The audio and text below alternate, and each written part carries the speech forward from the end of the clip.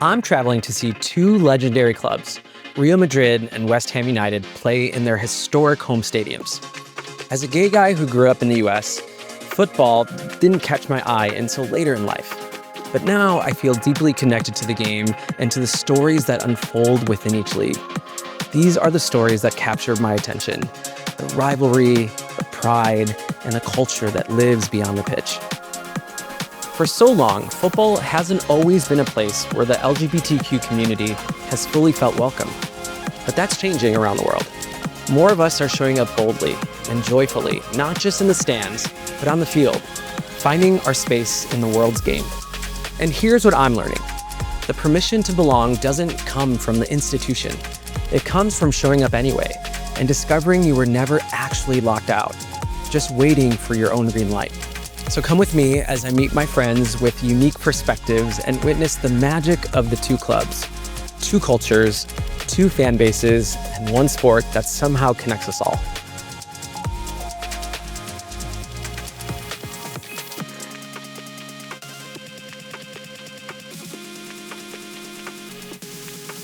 I'm off to Europe to watch some soccer and hang out with some friends. Yeah, it's going to be a crazy week. We are doing Madrid, London, Paris, and it's going to be such an amazing time. Sorry for the crazy closet, but yeah, excited to take you along the journey with us, so come along. All right, it's Halloween night at O'Hare International Airport, and it is a ghost town, no pun intended. So excited. I'm also wearing my All Blacks because we just met the All Blacks team at our coffee shop today in Chicago, so super fun. Yeah, just really excited for the trip. It's ghost town.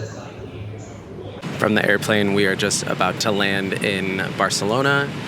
We are around like 45 minutes behind schedule, and we had a flight from Barcelona to Madrid planned, but we're gonna miss it. So I was texting my friend who we're gonna meet in Madrid, who you'll meet soon, and she was able to book us some high-speed train tickets from Barcelona to Madrid. We have a football game to go to tonight.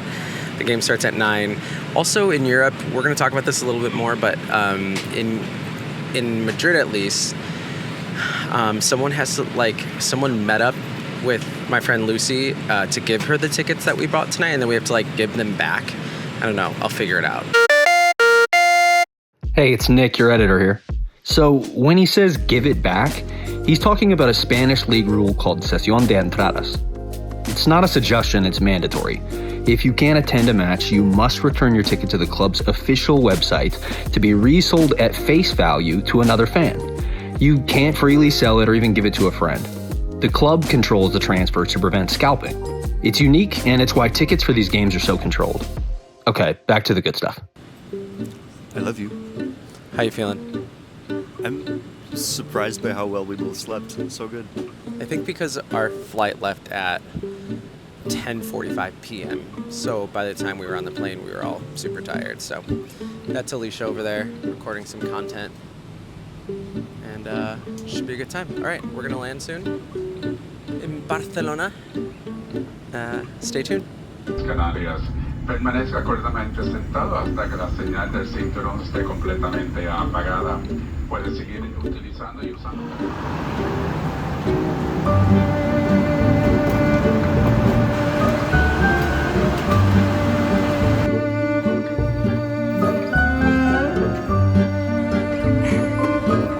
So natural.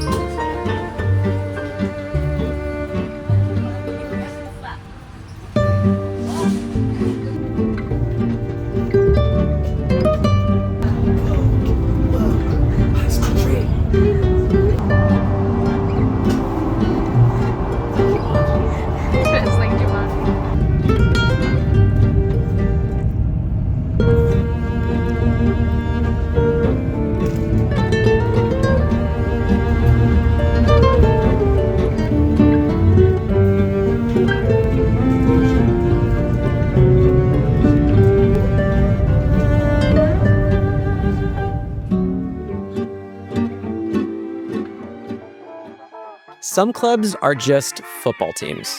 And then there's Real Madrid.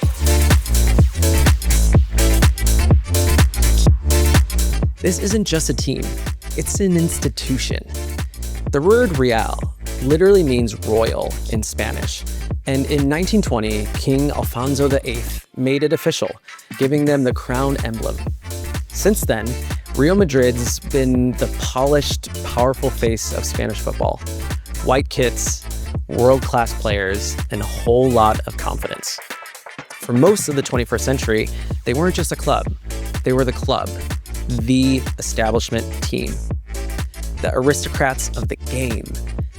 Enter El Clásico, the legendary rival of FC Barcelona.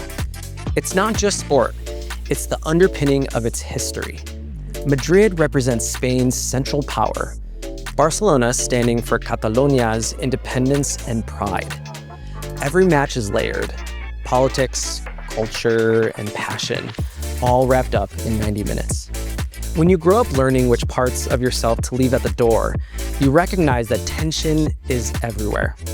You see the threads beyond the fun that get touched on with deep pride, even pain. But it's those stories that also make sports so important. It's a way to play with that tension and even find ways to connect through it. It's what makes it electric. So for a gay guy like me, diving into this world feels like entering a story that goes much deeper than the sport. It's a layered story of struggle, of feeling like an outsider, of elegance, of pain, of drama. Not always easy, but so important. And full of hope. And of course, just the right amount of extra. Atlético Madrid, that's my team. Your team is Atlético Madrid, huh? Yes. Well, I got bad news for you, buddy. This is called Real Madrid. This is what I care about. The stories, the outsiders, the unlikely characters, and the play that is connecting us to what is possible when we go to new spaces and find ourselves some belonging in a new world. Let's kick us off and head into the Bernabéu and see what this cathedral of football is all about.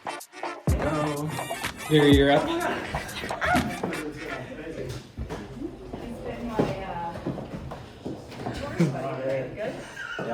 Here with my besties.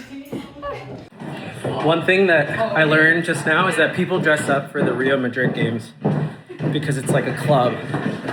So hopefully I'm dressed up enough. Lucy, where are we? We are walking up to the famous Santiago Bernabéu. Oh my God.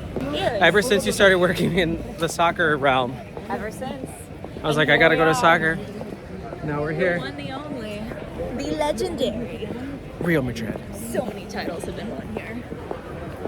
People like have this on their bucket list and will come from all over the world and save up for years and like cry when they enter the stadium and see the pitch for the first time. So like, it's a really big deal. Real Madrid. Vamos. We're doing it. We're doing it. Vamos. We're doing it.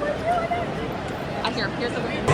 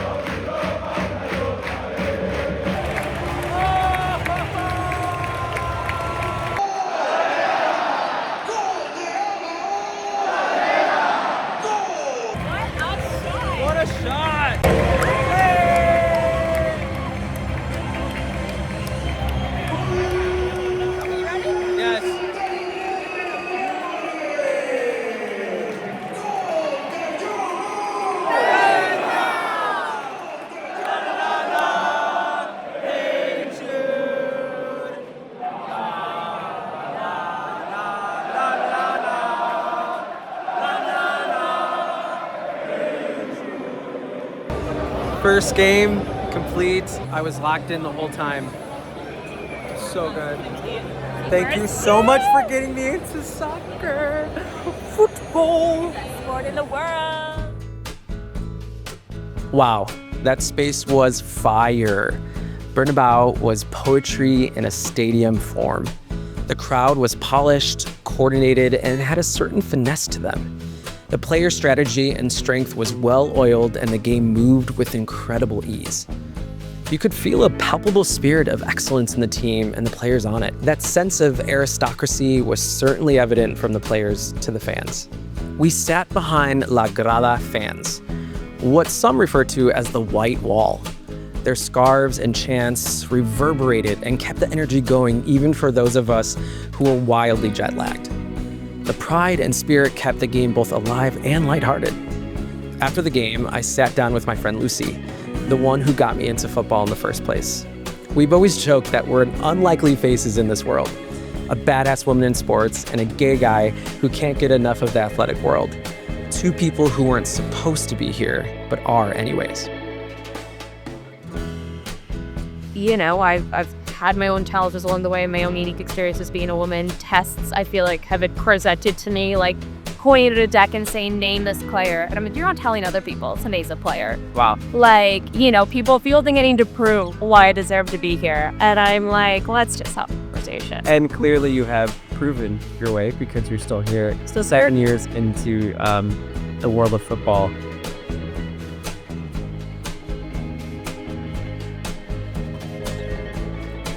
I remember seeing you in a panel of, it was like a marketing panel, and it was in Spanish, and you were just with a whole bunch of older men, and I was like, who is this American girl? And then like literally living in Spain at the time, and making a really big impact in the world of kind of marketing and football. You worked at one of the biggest leagues in the world, La Liga, if not the biggest, right? I mean, I'm always going to say,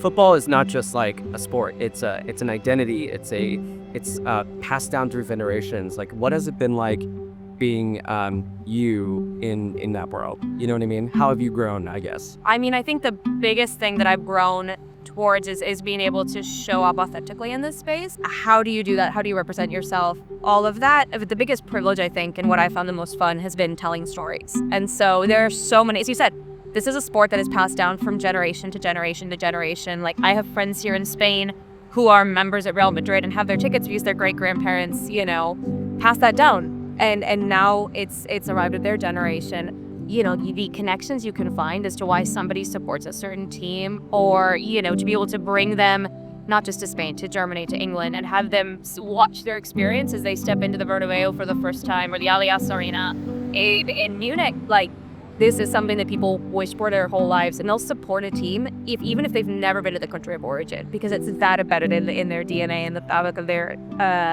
you know, family ecosystem. So have the responsibility of being able to tell some of those stories or make some of these experiences into life has been such a huge privilege.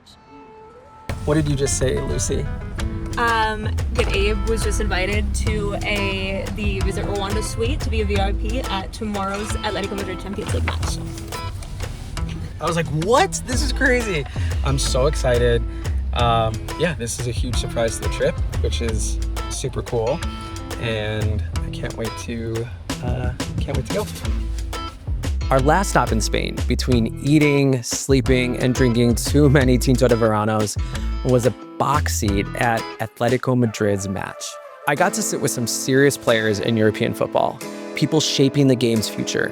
We talked about mental health, in sports, in men, in the game itself. What struck me, they see football becoming a bridge, a space that's trending more supportive, moving towards something brighter and more inclusive. They're not just hoping for it, they are building it.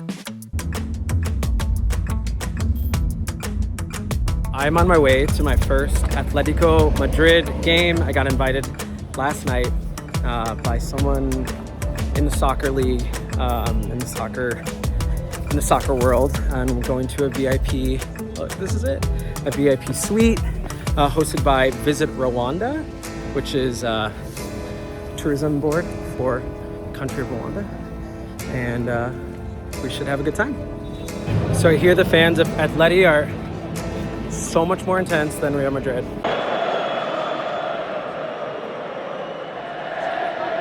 I love when fans go crazy, because I go crazy at games.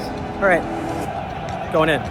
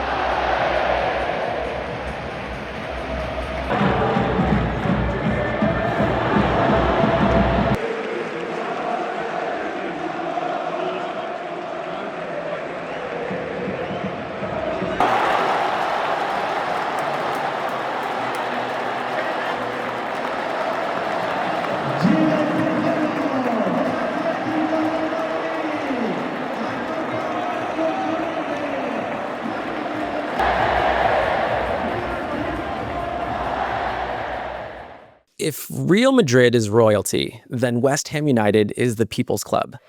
Born in 1895, West Ham came from the docks, from the metal, the sweat, and the humor of East London. Their hammer crest is a literal shout out to the ironworkers. This is a team built on work, loyalty, and pride, not glamour. They are grit. West Ham plays in the English Premier League, one of the toughest leagues in the world. And even though they've never been a consistent trophy winner, they've always had soul. They've lifted the FA Cup 3 times, and just recently, in 2023, they won their first European trophy in over 40 years. And for these fans, that meant everything. West Ham isn't just a club, it's East London identity. And we felt it. The accent, the gritty vibes, the dry humor, it all lives here. Fans see themselves as the underdogs, the real ones, authentic, loyal, unpolished in the best way. Their chant, West Ham till I die, is a promise. For people here, supporting West Ham is like being a part of a big, loud, sarcastic family. These fans had all the pride and all the spirit. Coming from a vibrant Latino family myself, I felt a big, loyal, bold energy that I loved watching deeply. It felt like a home of sorts, and I loved feeling their spirit. I also don't think I'll ever get over the bubbles that show up intermittently between plays. Something about seeing these gritty, hardcore East London fans in the midst of bubbles captured the spirits of die hard and play, all in a perfect way. So we just got to the West Ham United versus Burnley game. This is my 3rd football game of the week, and it's gonna be cool. We're in East London. I'm loving getting to know the different teams, kind of cultures. Real Madrid was different than Atletico, and I'm gonna actually see what West Ham United is gonna be like. And that's really interesting to me because I love sports culture and fan base, fandom, all that stuff. So it's good to be in London, have some friends with me. We met this Australian guy the other day. We had an extra ticket and we were like, come with us. So he's here. Stay tuned.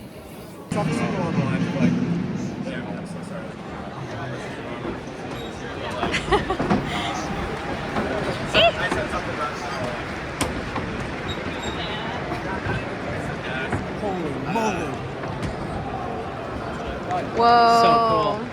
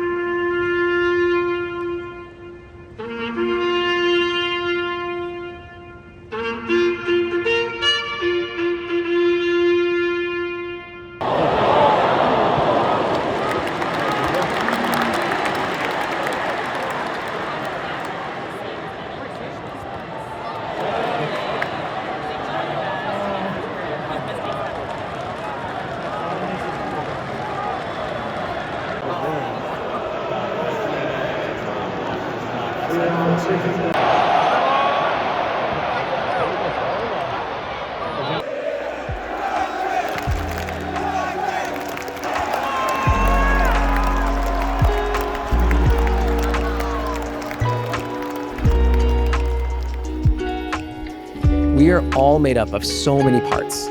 Glamour, grit, play, tension, old narratives, and new belonging. These are the stories we want to tell. The ones where all of our parts get to show up, be welcome, and play the game. So until next time, this is Games and Gays.